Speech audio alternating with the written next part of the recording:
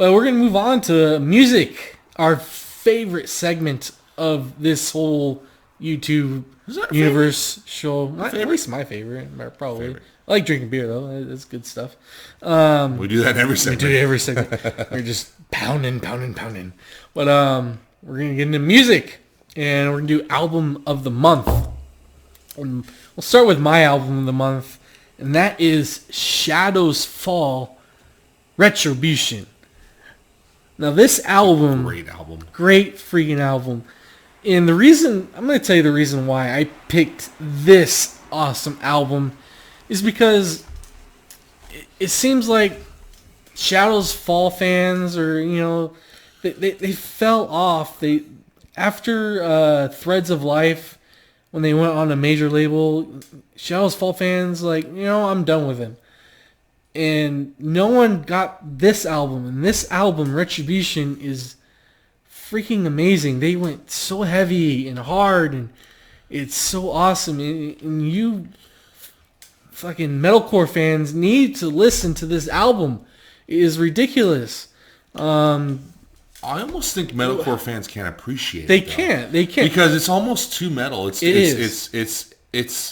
you know what? Honestly, that's how Shadows Fall has always been for me. Is they've been more thrash, more classical metal, and kind of more thrash, a little bit of death in there too, and just more technical than metalcore. Metalcore is more basic, kind of Pantera ripoffs, groove oriented, and Shadows Fall always had brought more energy and more technicality to the mix, and more thrash elements which. I'm a big fan of thrash metal, so it always really helped me like them very much. And we've seen them live numerous occasions. We've actually hung out with them in San Diego House of Blues? Yeah.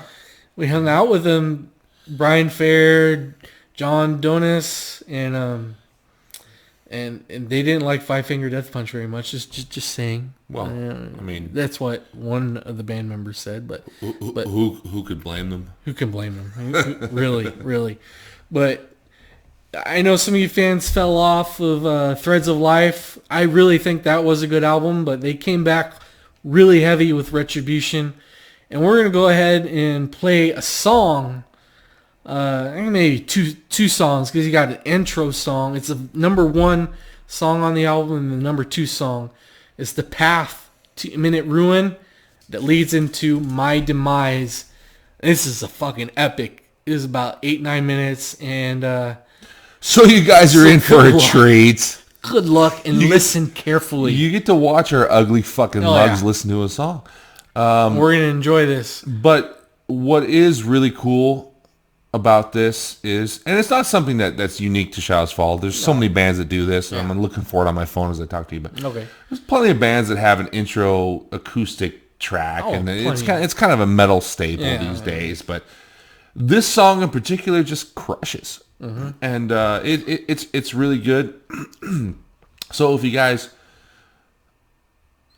I feel like, we're only 3 songs into this, but I feel like we're giving them a pretty healthy dose of metal. A very healthy dose of metal. Maybe we need to mix in some Billie Eilish next time. We might. Maybe next episode we'll dumb it down. Probably not, but we'll see. Anyway, so the main song here is called My Demise. The intro is Path to Imminent Ruin. It's the number 1 and 2 tracks off of Retribution. Yes. Hopefully you like it. Don't be surprised if I start, don't be surprised if I start bouncing off the wall. Oh yeah, I'm gonna. Here we go.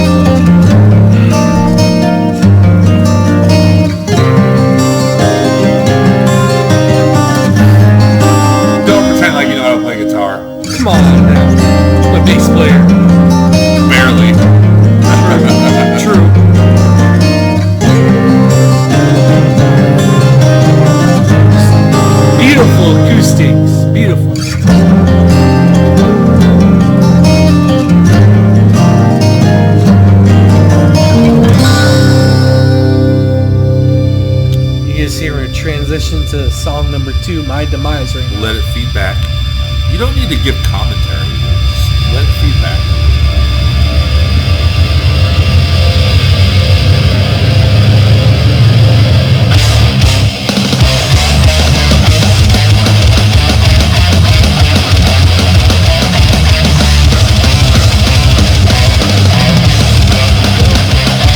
And I'm the guitar player. Yeah, Jesus. Playing left-handed.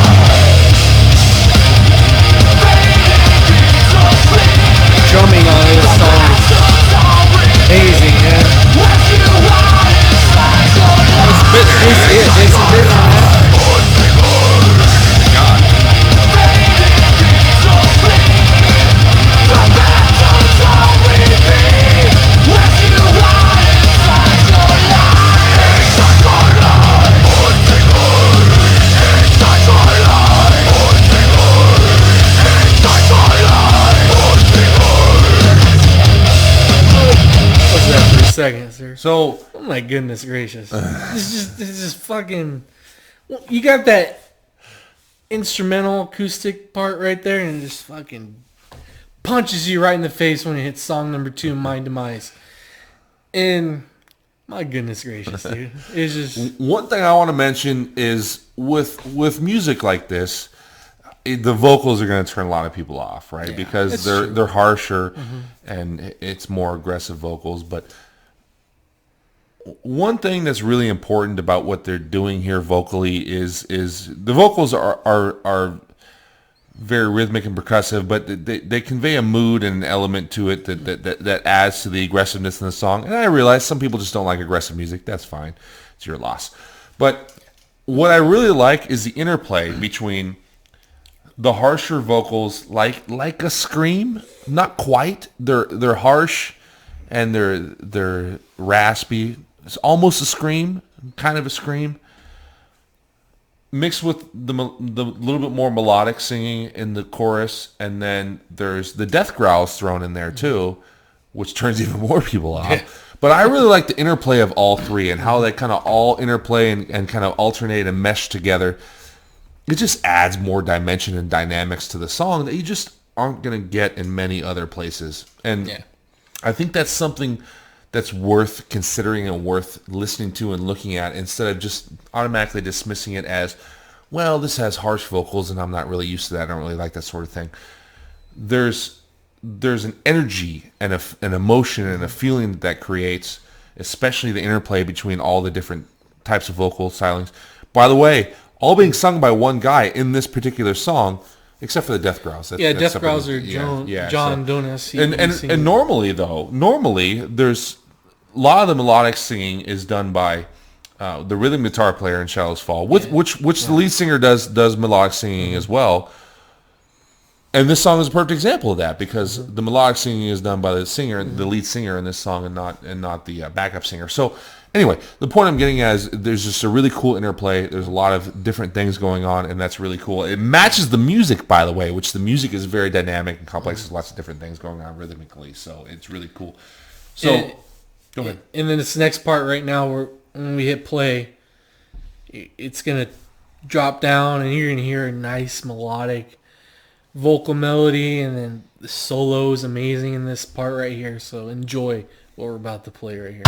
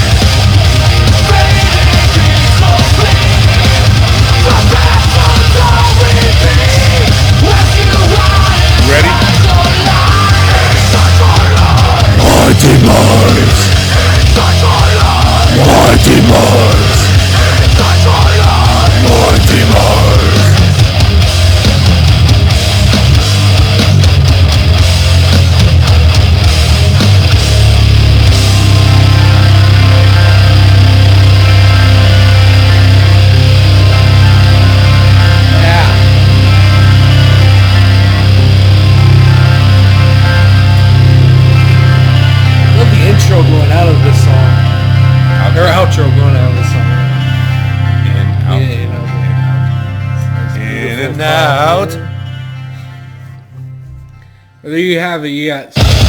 Oh shit! Sorry. You know, Still I Rise. Was a little slow on the trigger. Yeah. That's some Shadows Fall for you, and band we both love. We've seen Shadows Fall what, like 10, 12 times? Something like that. Count, yeah. Amazing live band. We wish they would tour again, but you know, they broke up. For a little bit. You know, you had John Donis. He's actually lead guitar player for Anthrax now. So if you like to see him, check out Anthrax.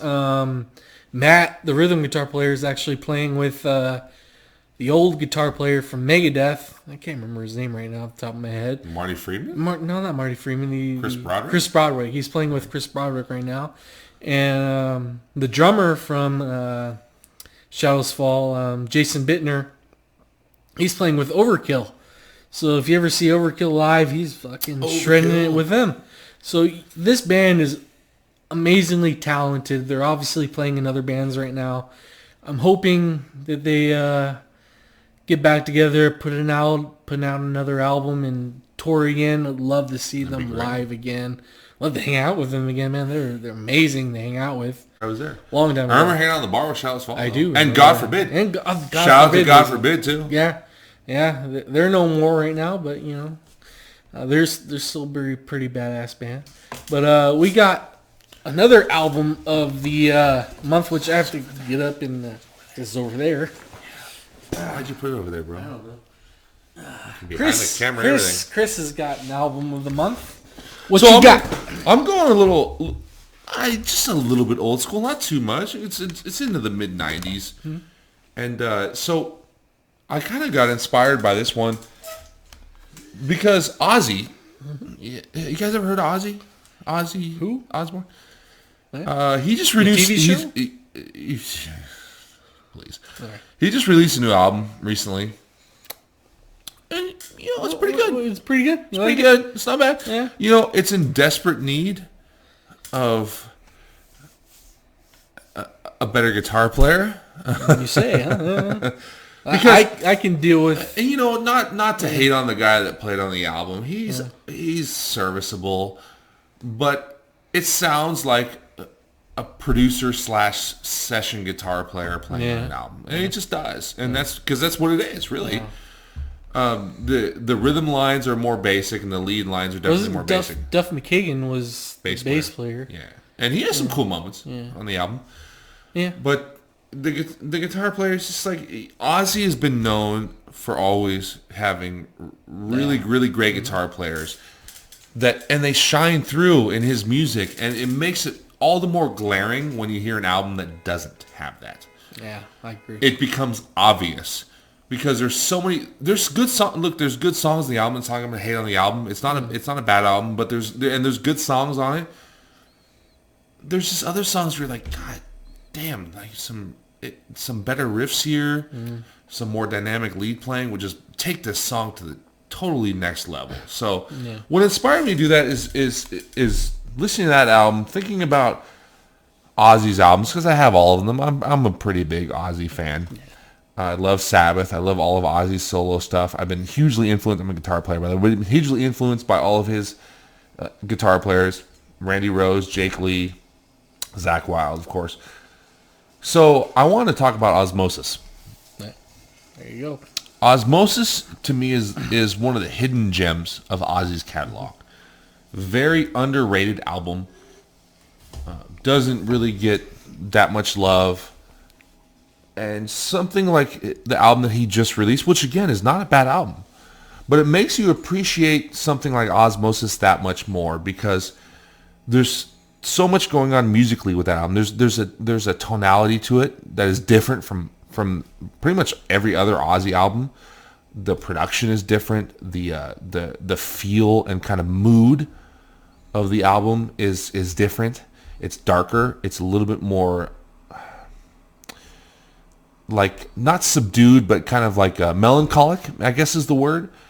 And it just has this feel and this mood to it that's very unique. And the music itself is so much more dynamic than something that's like on the new album. You know, like I mentioned, the guitar playing, but it goes deeper than that. The riffs are more dynamic, but also the arrangement and just the variety of songs, what you get out of each song, the flow and the arc of each song takes you on much more of a ride.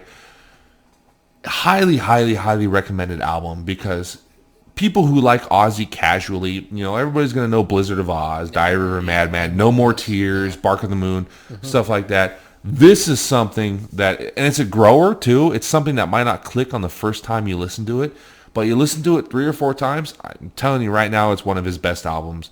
And there's some songs on there that you will never shy away from. Perry Mason's amazing. See You on the Other Side Tomorrow. Thunder Underground. I just Want You. It's a great album. Enough said. We're not going to play a song off of it. It's not really necessary. It's Ozzy. You can go out and listen to it and you know, get whatever you want out of it. But very, very, very highly recommended. Yeah, so. I agree. 100%. We used to jam out the Perry Mason back in the day. Yeah, we covered it. Covered it for a little while. Were you attempting to play bass to that song, or was that no, Daniel was? That was Daniel. Yeah, and no, we had some dude playing drums. Who was playing drums? Tom. Some dude was playing drums. Named Tom. His name was Tom. It was Tom. I kid. I guess. I'm fucking with you, Tom. Yeah, just fucking. Don't worry about it. You'll be all right. Yeah, but as you can see, we have these lovely CDs that no one fucking buys anymore. You're wondering what these are. What are these? These are called CDs, CD cases. They actually have amazing content in them. They have, you know what's funny too is awesome fucking art that no one fucking seems to care about anymore because you get your fucking shit on fucking Spotify or Apple Music. You know what's funny is we still call those albums, and they're not albums. They're not albums at all. No. But well, you still buy CDs, or do you just get off all your music off of Spotify or Apple Music? No, fucking hell no. I am one of the last holdouts. I still buy every single album that I own on CD. Every single one. I do too. And I actually do too. I do rip it off the CD and put it onto this. Yeah, because it's kind of like. But I have to. You kind of have to, yeah. But I have to. But I'd rather listen to my own music collection than on a streaming service, and I'll tell you why. Because there are many instances when we're in an area where you don't get that great of data coverage. I agree. Yeah. And so streaming is garbage. Or maybe unless when you download what you want to listen to, yeah. Right, which you got to pay for. Yeah. Just like paying for a CD, it's kind of the same thing at that point. Thing, except you don't get the extra shit like the booklet and the album art and all the liner notes and all that stuff, the lyrics. But anyway, so there are many times when streaming is just not available, and people that don't think so never travel outside of a city area. They never go and have fun with their lives. So I don't know what to tell you, but there are times when it's having music stored on your phone is a good thing. Beyond that, there are times when I want full control, when I want to be able to make a playlist and play it, or when I want to be able to listen to an album and I don't want to have to do it through a pay streaming service that makes me pay. I want to be able to just do whatever I want with the music that I own and I've purchased. And last but not least, and I know this is a dirty word these days, people get all up in arms, is believe it or not, I like to support artists. Ay, Dios mío. Oh my God. No way. You like to do what now? Hey, don't be too much of an asshole. Oh my God. No, you know what? And CD sales aren't necessarily the greatest way to support artists. No. Well, actually, they are better now than it used to be. If you buy them through their website, yes. Sure. But even now, because record contracts aren't like what they used to be, where artists do get more of CD sales now than they used to. But the best way to support an artist is to buy their merch, T-shirts and shit like that. But anyway, side note. The fact that they do get some sort of royalties off of purchases, even if you don't buy a CD, if you're buying the MP3 of the album or whatever, it's still better than streaming it on a streaming service like Spotify or iTunes or something like that. because it supports the artist. And I know people don't give a shit about musical artists, but the music industry has really died. So with the advent of the internet and with the advent of people streaming it and downloading it for free, it's really died because there's just no money in it. And so there's no other art form where that can happen. You cannot go to an art show. You can go to an art show and view someone's art for free, just like you can listen to on the radio for a minute for free, but you can't then turn around and take it home. That's true. Like you can download somebody's music for free. It just doesn't make sense from an artistic standpoint. It doesn't make sense. But the nature of our culture is we've kind of gone into this area where we think we just don't care. Like we just think, oh, it's normal, right? It's just normal. You just download music, you download songs, you listen to whatever you want, and it's all good, right? So it's all good. We don't really care about the artist actually making a living off of their product. So anyway, I'm not going to get off in too much of a rant, but the point is that I do like to support artists. I do like to own a collection. I still am into that sort of thing. But I'm also fully understanding that I'm haplessly old school and that the vast majority of people just do not give a shit. And I'm not going to try to convince you otherwise. You do what you do. I will tell you to support artists. But if you choose not to, I ain't gonna ass fuck you about it. He might. I might. But that's just because he likes ass fucking. Yeah. There's no other reason than that. Calm down. But I'm gonna say I do. I do pay for Spotify, $9.99 a month. The only thing I use Spotify for is to like check out artists I haven't or bands I haven't heard yet or albums I haven't listened to yet. It's the only reason I have Spotify. And if I like the artist or band or like the album I'm listening to, I will actually go ahead, put that out on my Amazon wish list, and I will buy it. I will buy it. That's what you need to do with Spotify or Apple Music. If you like an artist, buy the physical copy. You got this awesome booklet you can read through. You got the lyrics on there. I know you can download lyrics on your phone, but having the physical copy is just ridiculously awesome. It's old school, I understand, but you just... Nobody wants that shit anymore. Nobody wants to buy a cabinet to store all that shit anymore. I do. I have one. But at least I think we're at least buy the music, even if you don't buy a physical copy. If you want to buy it like on Apple or at least buy it, support your artists, please. Especially in the metal and rock genre, because I know the rap and pop music genre is really popular right now, and that's what everyone freaking listens to. If you're a rock or metal fan or whatever, pretty much mostly rock and metal fans, they will buy your CDs and buy it online or whatever. But you really need to support your artists. Support artists, I think, is the main thing here. But we're gonna climb off our soapbox now. Yeah. And not preach to you anymore. Yeah, I think we're done here. We've concluded the political segment of this show. And so I think it's about time to wrap it up. Now that we've told you how much of an idiot you are for not purchasing music, which make sure don't take offense, just because we're idiots too. Yeah. Now we ask you to make sure you subscribe to our channel. Make sure you like our video. Make sure you follow us on Twitter at Beer Night Pod.